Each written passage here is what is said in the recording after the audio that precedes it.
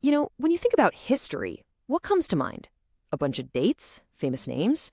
It's easy to see it that way. But really, history is so much more than a list of facts. It's a craft, a real methodical way of investigating the past.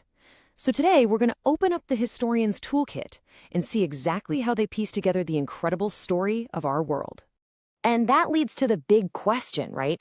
How do historians actually know what really happened? I mean, the past is, well, it's gone. So how can anyone claim to know the truth? This is the huge challenge, the puzzle that drives every single historian. Well, the answer isn't some big secret or finding a hidden treasure chest of facts. It's all about method. It's about a really rigorous, systematic way of doing things. A set of rules and practices that lets historians investigate, analyze, and interpret the past with real discipline and care.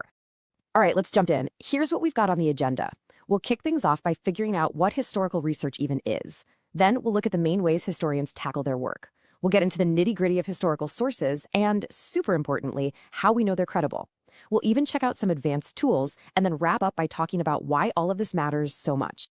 Okay, first things first. Before we even touch the tools, we've got to understand the job itself. So what does it really mean to do historical research? Okay, so here's the textbook definition, but the words you really want to latch onto are systematic and interpret. This isn't just a random rummage through old stuff. No, it's a structured process. And it's not just about hoarding facts. It's about making sense of them, figuring out what they actually mean. And this quote from the historian E.H. Carr just nails it. We don't study the past just because it's interesting, right? We look back to understand what's happening right now. And at the same time, our world today gives us the perspective to understand what came before. It's this constant conversation, this back and forth between then and now. All right, so we've got a handle on what it is. Now let's get into the how. We're going to look at the main tools in the kit, the different approaches a historian can use, and you'll see that each one is designed to answer a different kind of question. Let's start with two of the big ones. First, you've got descriptive research. This is all about asking what happened. The goal here is just to paint a really clear picture of an event. Then there's analytical research, which goes a step deeper and asks, okay, but why did it happen? This approach uses evidence and logic to figure out the causes and effects. It's kind of like the difference between describing a car crash and explaining what caused it. Then we have comparative research, and this one is a really powerful tool. It helps us avoid getting tunnel vision.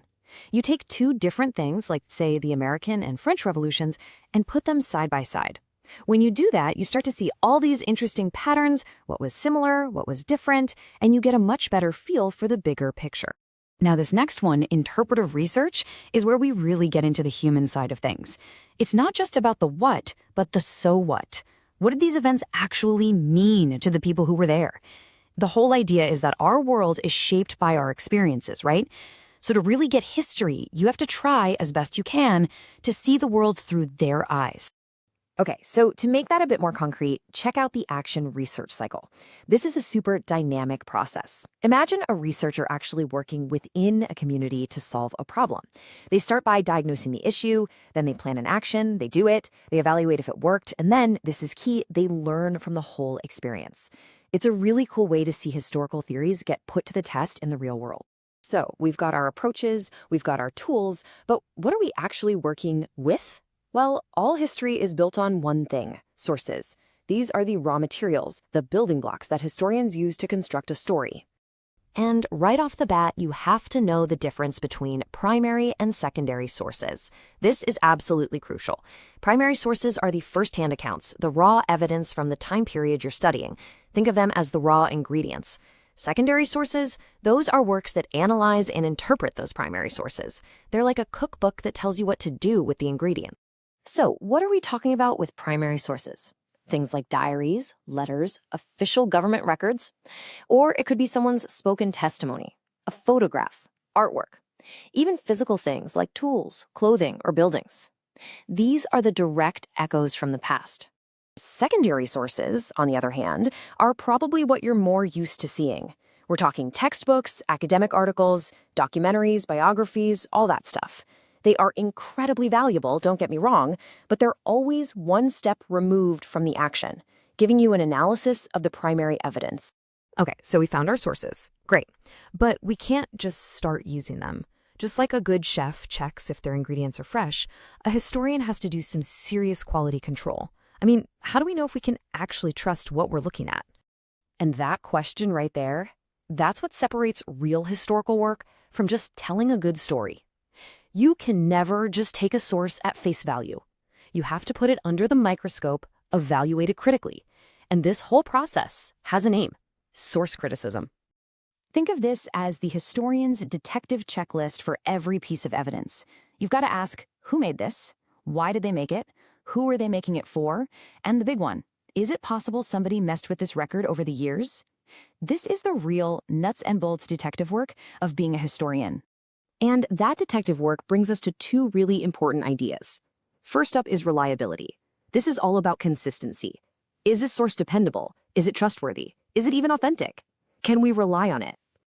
And the second idea is validity. This is about accuracy and relevance. Is this the right tool for the job? Is it the right piece of evidence for the question I'm trying to answer? For example, a soldier's diary is definitely a reliable source for what that one soldier felt. But is it a valid source for understanding the general's entire war strategy? Probably not. See, a source can be totally reliable but not valid for what you're trying to figure out. Okay, so we've covered the basics, but the historian's toolkit also has some really specialized instruments for very specific jobs. Let's take a quick peek at a few of these. So you've got stuff like counterfactual analysis. That's basically exploring what-if scenarios to better understand cause and effect. Then there's paleography, which is the amazing skill of reading old, pre-modern handwriting. Good luck with that. Epigraphy is the study of inscriptions, stuff carved into stone or metal. And diplomatics, that sounds fancy, but it's basically the science of authenticating documents. Think of it like historical CSI, spotting forgeries. Each one of these is a deep specialty. Okay, so we've talked about methods, sources, quality control, even these super specialized tools. But why? Why go through all this trouble? What's the point of it all? Well, it's because the past isn't really past. It's all around us. Historical research gives us the context we absolutely need to understand the world today. I mean, think about it. If you want to get a grip on the huge changes happening with the digital revolution, you've got to look back at the Industrial Revolution. It's like a roadmap helping us figure out everything from new technology to massive social shifts. All right, so let's do a quick recap. What are the big takeaways here? 1, history is a real, systematic discipline. 2, historians have a whole range of tools, analytical, descriptive, comparative, to work with. 3, that difference between primary and secondary sources, it's a huge deal. 4, you have to check every source for reliability and validity. And finally, the big one, understanding the past is absolutely essential for making smart decisions about our future. So there you have it. We've officially unpacked the historian's toolkit. But, having the tools is one thing. Actually building something with them is a whole other challenge, which leads us perfectly to our next big question. How does a historian take all this raw material from the archives and actually build a narrative that's both compelling and true?